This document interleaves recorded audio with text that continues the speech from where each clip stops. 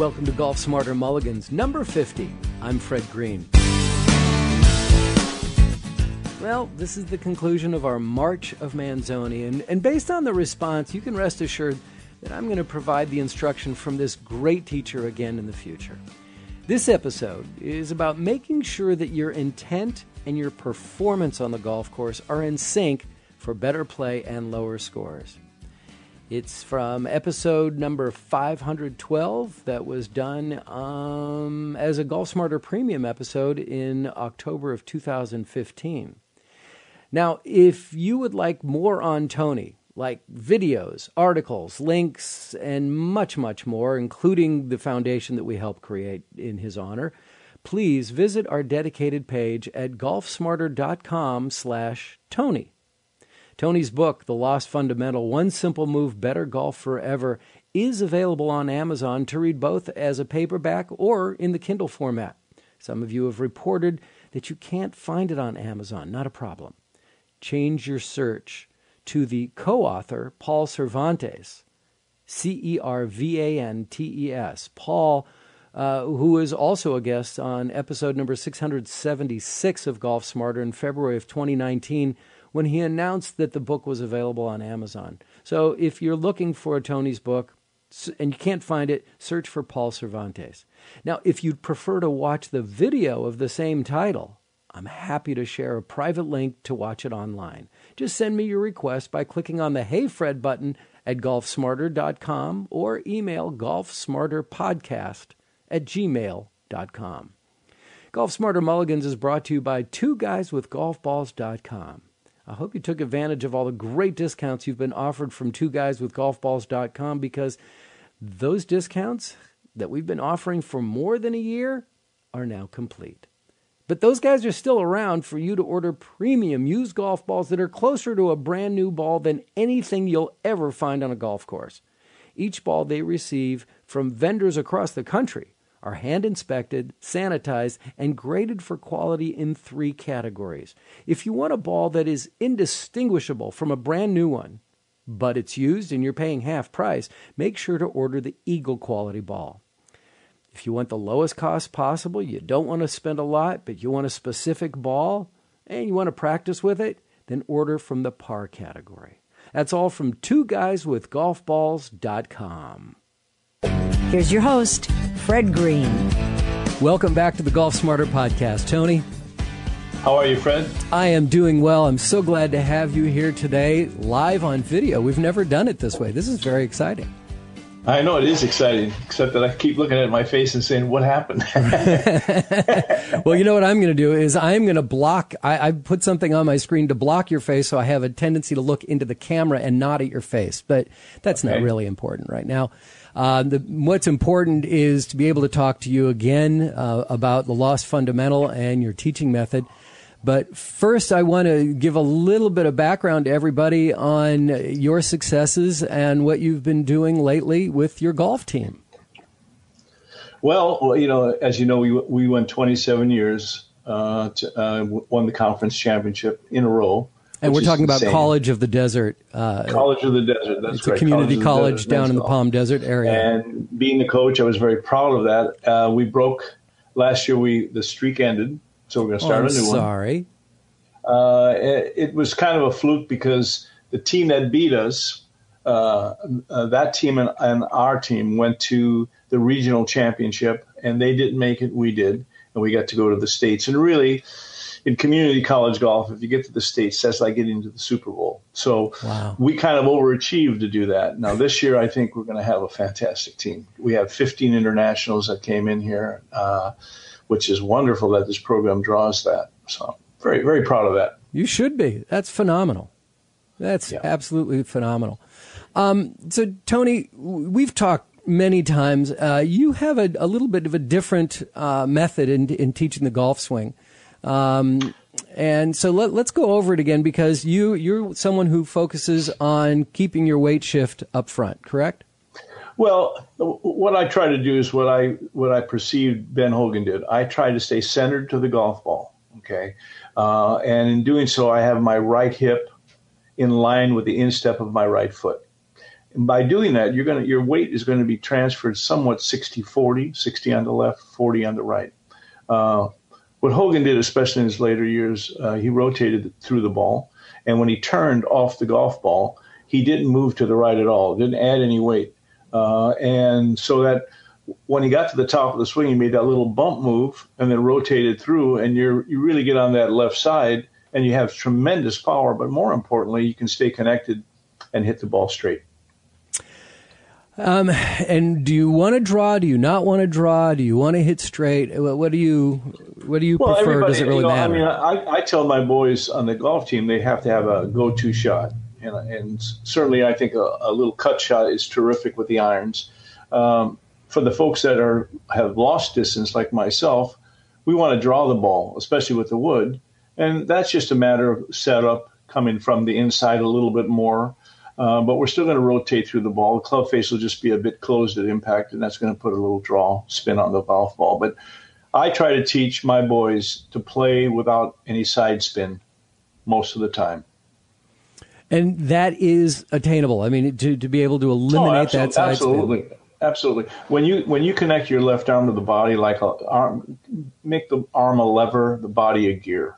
Mm-hmm. And as those two connect, as you rotate through, you're going to square the club with the turning of your upper body, your chest, because you're going to make your bump to the left. You get on the left side and then rotate.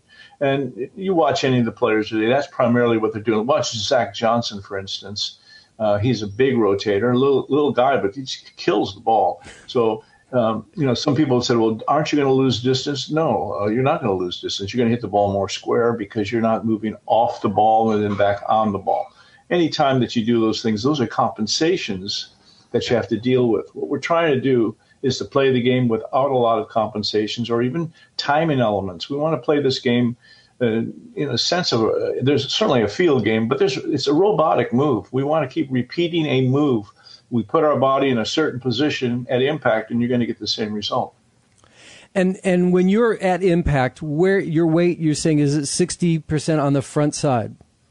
No, at impact, no. At impact, almost all my weight's on my left foot, and my body, my belt line and chest are somewhat facing the target at impact. Mm-hmm. Okay, so we're not side to the ball, because if you do that, you're going to swing your arms past your body, and the club head will turn over. It will rotate. We don't want to rotate the club head at all.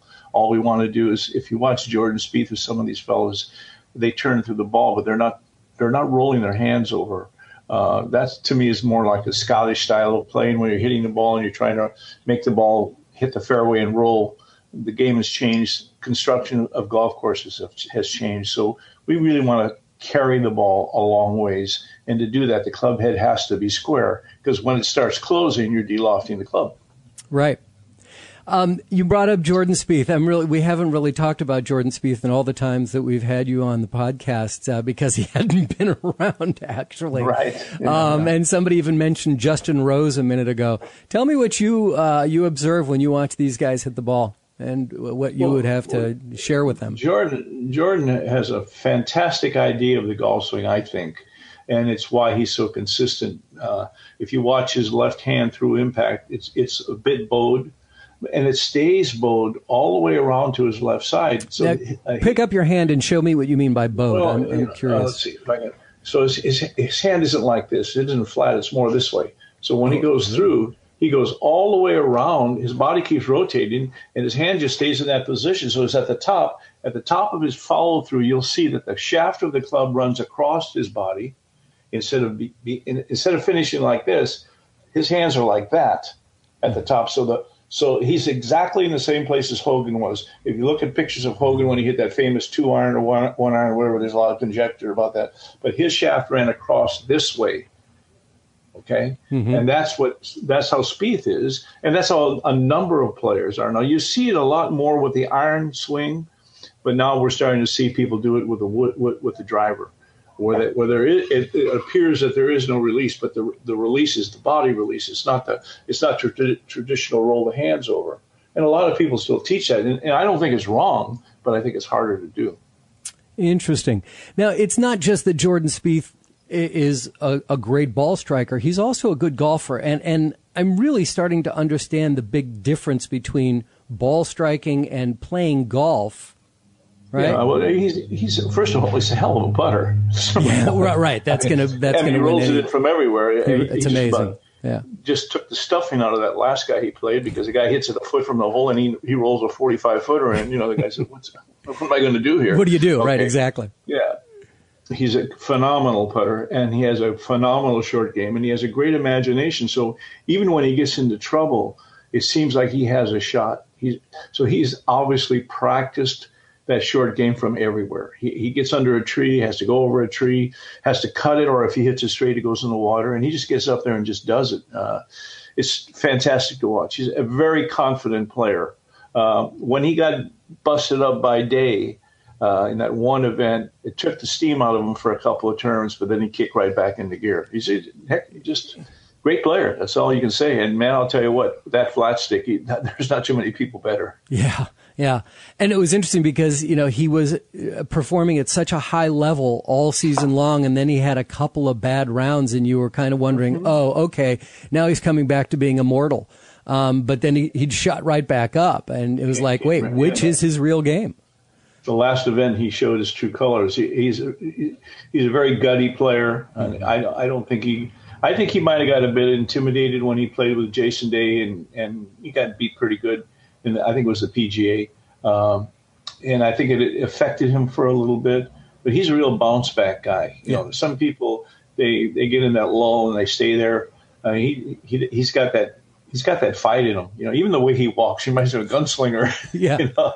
Yeah. I'm really, really impressed with him. Well, and I love his demeanor. He's fiery. Yeah. He'll get a little hot for a second, but then he lets it go. But I think he represents golf the way he's supposed to be represented. He seems to be a very good sport, even when he got beat. And in that he waited till the playoff was done to shake Zach Johnson's hand. He waited around. You don't see that too often in any sport. Really. In any sport, no. As a matter of fact, there was that one shot on TV when he was giving a thumbs up to his playing partner for making a decent putt. I mean, got it close. He didn't get it in, but he was still encouraging his playing partner. He's a class act. Yeah, he's a class act, and I think it's sincere. I don't think he's faking that to try to look like a good guy or anything like that. I think that's who he is. You see that even in the family when he wins a tournament. The sister and all that is just very close knit, and I love that about him. And I try to tell my players on the team, watch how he acts. Now he's on the tour, fellas, and you don't see him dropping his club when he doesn't hit a. I hate that when somebody swings and they let go of the club because they didn't hit the ball the way they wanted. That seems to be some trend. I don't know who started it, but it's a terrible looking thing. It looks. I don't know. I can't say it on the air. Sure you can. We're not. You can say whatever you like. It really doesn't really matter.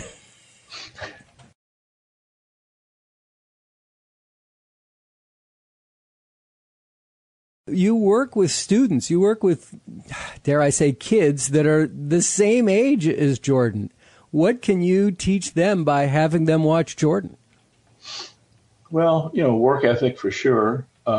Character. On the golf course, watch how he dissects the golf course when he plays. He's a thinking player. He's not the longest guy out there, but he knows how to score. And again, the short game, it plays a major role in his golf game. Because even when he's off, he's still on because he can get the ball up and down. And how many times you see him knock it out of a bunker from a horrible lie into the hole. Yeah. That beats the heck out of the other guy's psyche. I can tell you that. Sure. Your name came up recently on an episode when I was talking to Jim Venettis. Okay. You know Jim? I know the name, but I'm not familiar. Jim's guy. He loves your approach. He's in Southern California as well, and he what he does is he puts. It's hard for me to explain. He does it so beautifully. But he has you put most of your weight, like 60-40, almost 70-30 on your front foot. But you put yourself in a position where you're at the top of your backswing, right? Mm-hmm. That position there, your left foot is bent, your back is almost to your target. He has you start there. And so you have very little movement in your swing at all in your body. And the center of your swing is not your spine, but the center of your swing is over your left foot and where the ball is. Mm-hmm. So that you're rotating there. And he talks about stillness, just trying to be as still as possible. Yeah, many years ago when I was with Callaway Golf, when we first started, we had Paul Runyon, and Paul used to tell me someday people are going to understand how important it is to swing around the spine. And that's exactly what this is all about. We don't move that spine left and right. It's pretty stable. We center it center it somewhere to the golf ball. Some people like it in the front of the ball. Some people like it just in the back. Mm-hmm. But if the more centered you can stay in the golf swing and still be free and fluid, you're gonna be able to repeat your motion. When we're moving back and through, how are you going to repeat that? And so, as I tell everybody, I don't think that's wrong. There's a lot of guys like Curtis Strange that move way off the ball and move way back on it. But I think as you get older, you can't do it. Really? Yeah. Yeah, you can't do it. Because, as you're getting older too, you're not as flexible, obviously. No, you're not as flexible. And plus the fact, under pressure, the first thing that runs down your leg is your ability to time things. That's why we were always so good on the range. And then we get in a tournament and all of a sudden what we perceived was our golf swing doesn't exist anymore because everything feels awkward. See, and that's what the nerves do to you, where you feel a bit lost. So the more that you can understand where your body has to be at impact and practice that, it makes the game a lot easier, I think. Well, this game is not easy. Come on. Well, it's not even a game, first of all. It's striking. a challenge. Yeah, right, exactly. It was a game I could have quit a long time ago. But it makes ball striking perhaps a little easier. There's a lot more to the game than ball striking. The secret of the game is to be able to repeat your action, even if you come over the top. Bobby Jones came over the top. Sam Snead came over the top. But they came over the top the same all the time, so their shots were always predictable. Look at Trevino. I mean, his approach to playing the game. But he's a master because he learned to do that time and time again under any kind of situation. And that's a mark of a player. And what is it that amateurs do that they're missing out on? What are there? God, I hate saying are there simple fixes, but what have you noticed that amateurs do on a regular basis that they're just one little element away from correcting it all? Well, most amateurs I see, and I certainly haven't seen them all, but most of them that I see have no pre-shot routine. When they get over the ball, they don't have an intention. They're thinking about all the things they don't want to do. What I tell my players is that you've got to get to the point where you have an intention and then you try to match that with your performance. And there's times when you're trying to hit a little cut shot and you'll hit it straight or you pull it. But the more that you clean your mind of thoughts, of especially swing thoughts, and think in terms of, I'm going to hit this ball a little left of the green and bring it into the pin. Get those kind of feelings and that kind of visualization. Because there's a point where I think the mechanics have to stop. You have to eventually trust that this is my swing. Now let's see. Let me make it work. And the old story of Hogan, somebody came to Hogan and said, I'm hitting everything about 10 yards right.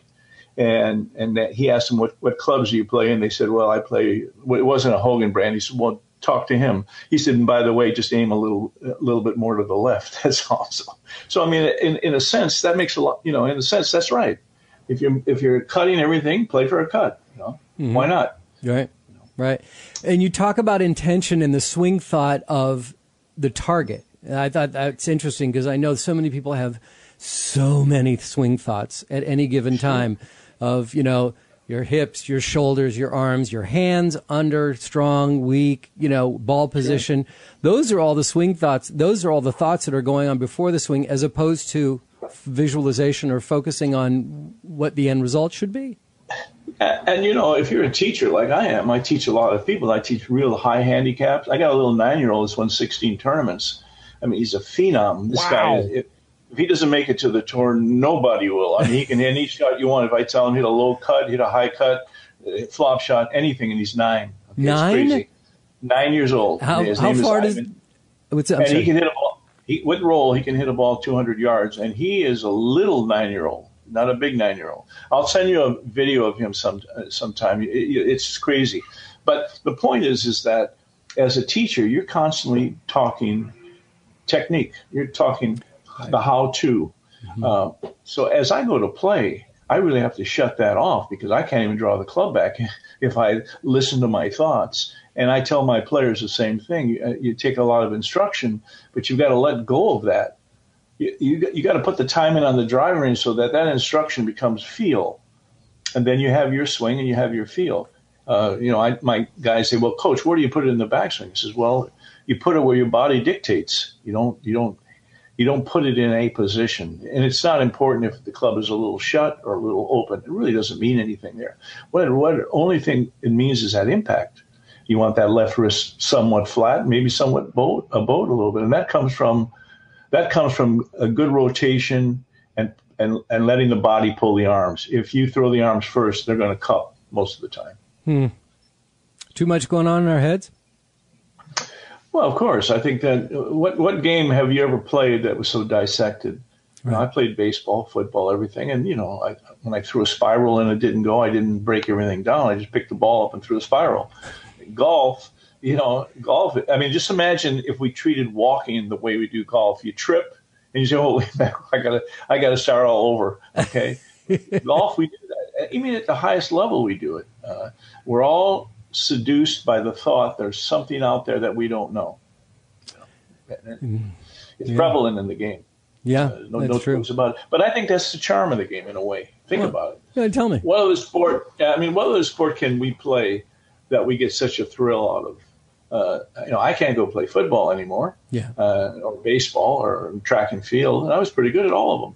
But golf, every now and then I can hit a shot that nobody can do any better. I can fly a shot into the hole, or I can make a 40-foot putt. Can't do any better than that. Right. So there's an aspect to the game that is wonderful. It really is. Yeah. Yeah. There are a number of Golf Smarter listeners who are participating in this conversation right now. And if they, I'm sure that the people that I witnessed already, I know that they've heard conversations that we've had before on the Golf Smarter podcast. If they are interested at all in joining in the conversation, type in /Q here on Blab, and you can get your question up there. Or if you'd like to join, I'll unlock the video here. I have an open seat. If one or two of you would like to join and ask Tony a question yourself, you're more than welcome to join us. I would love to have you along for that. Tony, explain to me what stack and tilt is and why I should either consider it or ignore it. Well, I don't want to really say. We're not talking about any person. I don't want to say don't do it. I'll just tell you what my experience was. Stack and tilt is a little bit different. They want that left shoulder to go down, and on the downswing, they want the left shoulder to go up and the right shoulder to go down, and you end up in what we used to call the traditional C position, and it's an abbreviated finish. It's not a full finish. It's kind of an abbreviated stop at that position. I've tried it, and it hurt my back. Really? I've heard that from multiple people, that a stack and tilt is really bad for the back. Again, my guru is the best ball striker of all time, and that was Ben Hogan. Mm-hmm. Now, he did not divulge everything he did or in his books, obviously. But there's enough film on him, especially after he had the accident, that you can see he did specific things. He certainly was on his left side at the top of the swing, and he even said, I'm going to play off my left side from now on. He made that statement to a number of pros. It wasn't in Power Golf or the 5 Fundamentals, but he did make that statement. And he did say something that's always stuck in my head. I want you to turn level left. Okay, so he wasn't a tilter. He didn't bring his right shoulder up. He wanted you to turn level through the golf ball. Now, the right shoulder's got to be lower than the left because your right hand's lower than the left hand, but not significantly. He didn't want that right shoulder on the downswing to come straight down, because if you're looking at me, you can see that when I do that, my head weight is going away from the target. Okay? Mm-hmm. So he wanted you more just rotate the body. And he finished, if you look at his follow through, he finished very posted up in a straight line. He was not tilted back like a lot of players from his era. So he had that posted up position, and I see that all the time now. I don't see that arch back position that we did. That was, during Hogan and even Palmer and so many guys from that period had lower back problems because of that movement. It's not a natural movement. It really isn't. Right. And the swing is through impact is more shallow. You see the hands more going, they exit to the left more. The hands are closer to the left pocket as they exit. You don't see the shaft going up as much as you did that. People are more around the body than with a high finish. And I think consequently the path of the swing is longer, so you can generate more power. But if you extend the path of your swing, are you adding more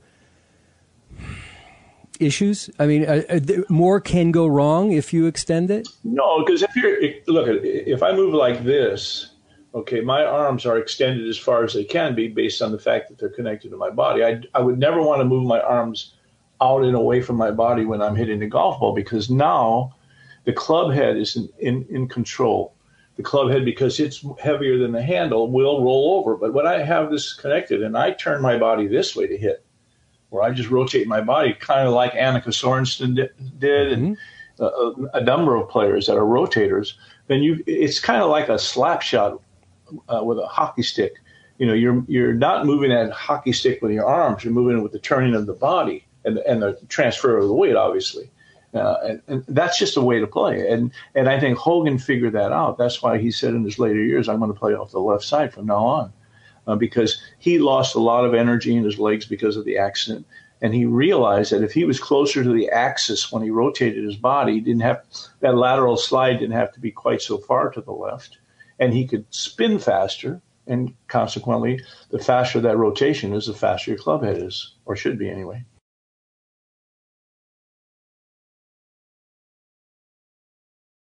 Recently, I had a lesson and had a couple of epiphanies in this lesson.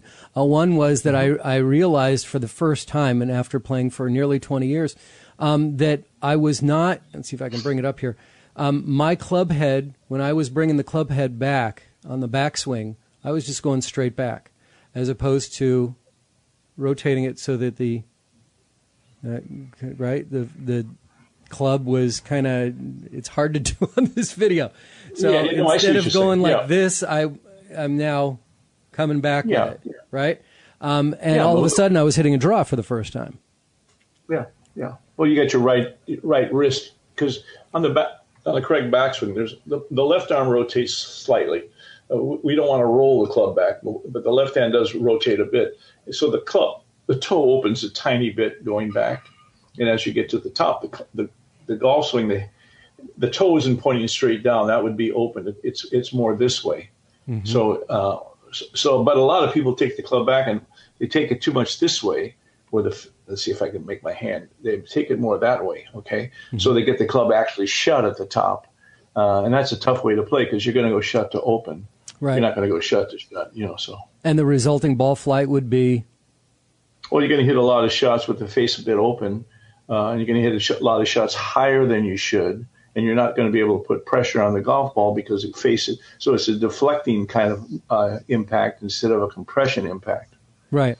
But what we're trying to do is we're trying to put compression or pressure on the golf ball as we hit it. So as we're releasing our core and the arms are just connected, and then we're hitting like that. We're hitting with all our weight transferring to that left side, banging that ball, and then of course we go back to we turn.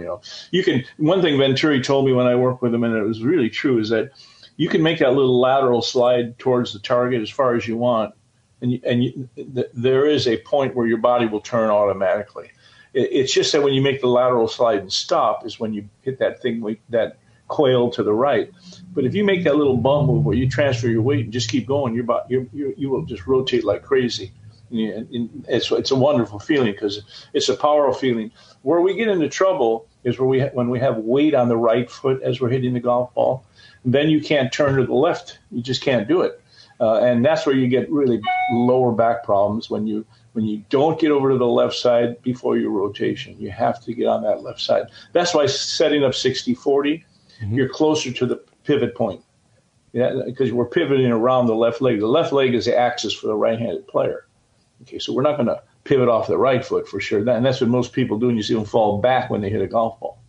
Right, and that has been a huge problem for me for a long time, is having my weight back. I'm still sometimes only am I able to hit the ball first, then hit the ground, and put enough compression on the ball. But with my weight back, or turning and falling back on my swing, I'm not. The club's going to steepen, and you're going to hit behind the ball. Right, right, and so many people hit behind the ball, thinking that, not understanding that the bottom of the swing, and the swing is a circle, so the bottom of the swing is in front of the ball. So That's many correct. People, and they hit 2-3 inches behind the ball and then top the ball and say, "Oh, I lifted my head." Yeah, well, that's the old adage. When you top a ball, you don't lift your head. What you do is you tighten your hands up, your arms get shorter, and everything pulls back. I can look down at the golf ball and I can hit the most fantastic top shots you've ever seen in your life. So I'm not looking up at all. All I'm just doing is, in fact, when we were kids, we would see who could swing the hardest and hit it the shortest. I mean, when I say the shortest, I mean 2 or 3 feet. And all you did is just prior to impact, just squeeze the handle, and that flexes the forearms and everything pulls back, and you skin the top of the golf ball. Because there's no way to swing 90 miles an hour and barely hit the top of a ball. But that's what the average person does. They're just anticipating impact. And the old adage about swing through the ball, or pretend the ball isn't there, or whatever, treat it as a soap bubble, or, you've heard 9 million things. But we have to get our mind off the impact. We have to think position 1 to position 2, ball's in the middle of that. But so many people play to the ball, and so they decelerate at a huge rate. Everyone decelerates. Everyone does. No, I don't care who it is. No one accelerates through the golf ball. It's Really? Not possible. Yeah, it's a scientific fact. But the great players accelerate at a much less rate. Okay. Yeah, when there's an object there. You decelerate because you're hitting something. It's slowing you down. Yes, exactly. Yeah, I get it. Okay. Yeah. Now let's talk about the right elbow. Right. It's another thing that in this epiphany lesson that I had was not only just rotating my hands, rotating through, but he had me, and you hear so many instructors talk about putting a glove under their arm, and avoiding, lifting. I'm using my right arm here, lifting it out, or the chicken wing, right? Right. So where do you think it's most important to keep your arms and your right elbow during your golf swing, for a right-handed golfer, obviously? Okay. The problem with that kind of thinking is that we have a tendency to get stuck with the right arm against the side of the body as we go back. So we don't free up. We don't let this natural position happen. There have been a lot of great players, including the best player in the world based on record, Jack Nicklaus. Jack Nicklaus had his elbow pointed out. Dr. X, I can't think of his name right now, but he won a lot of tournaments, and he was like this. Mm-hmm. So, and those are personal preferences. I mean, Furyk has a little bit of an action that way. The thing is, you must do is keep keep your armpit closed, but there should be a space between your elbow and your right position, right side. And then when you rotate into the ball, that elbow will work into that slot. It just will. Okay, you can't put it there. Believe me when I tell you, because I've tried and almost broke my arm. You can't do. There's certain things that have to happen, like a domino effect. But if you get your body in the right position, those things occur. You get it. You get that elbow hits. It's kind of the front of the hip, not the side, not the back of the hip. Mm-hmm.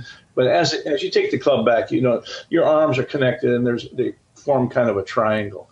Okay, and as we turn, and we're not turning this way, so see how my head is moving. You're turning this way. It's a rotation. This part of your pectoral muscle is going back and up. Okay, so that just slots the club based on your anatomy, your flexibility, and so forth. So some people, I have the club just about shoulder high. Some people are up here, but most everyone I see is about here. See, so there's a little bit of a space, and then it just works back in. It's important that the elbow is where it's supposed to be, but I think you have to have a motion that it goes there, I don't think you can focus on that, because then you're going to shut down other parts that are very important. Can you take your arms too far back? I mean, and I'm not now I'm talking about amateurs, because some guys who have incredible club head speed, they're going to rear themselves way back here. But I see so many amateurs that are trying to take, swings that just go all the way around their body. Are they going too far? Is there a limit of how far you should be going? What I tell my students, now look, there are people that take it back. John Daly took it, crazy back, and the guy that hits it the farthest, that little kid from Canada, and the long drive guy, he hits it, weighs 160 pounds, he hit it 400 yards, and his club is pointing down at the ground. But 400 yards, truly. Wow. But those are very unique situations where people are double jointed, triple jointed, and they can time it. But the average person, when your back is facing the target, that's the limit. Okay, so when you're at 90-degree turn, don't worry about your hands. Just get your back to the target, okay? Your hands will be in the right place. And it's all based on your anatomy. So just like when you threw a baseball, you never thought about the position you put your hand in. Your body turned and you reached back to where you felt strong. That's how you have to treat the golf swing and the backswing. You don't want a lot of movement in the backswing. The quieter your hands are as you turn, so that you turn that whole piece, it'll find the right position. But when you start stretching back like this, that's an additional timing element that you have to deal with. And most of the time, most people, when they overswing, they're going to throw that club from the top. It just is what's going to happen. Well, for podcast purposes, we're going to take a little bit break here, but not on Blab. But we're going to take a short break so I can make some announcements. But I'd like to come back and just get one short, brief tip from you. And I guess we can talk about swing mechanics and body rotation, but anything that you'd like.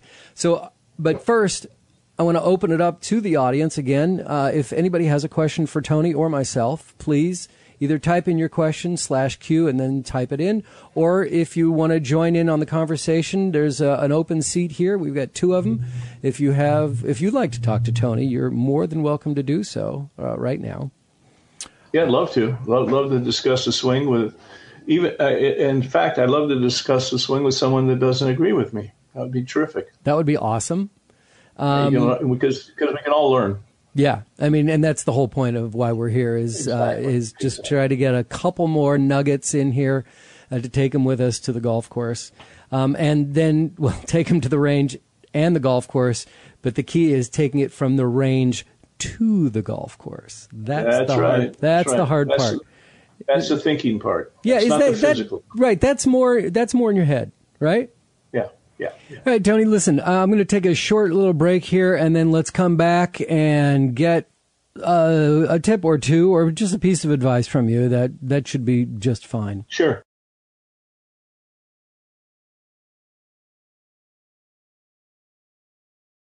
Now let's get back to Tony Manzoni and some advice on the importance of finding the right golf instructor for you.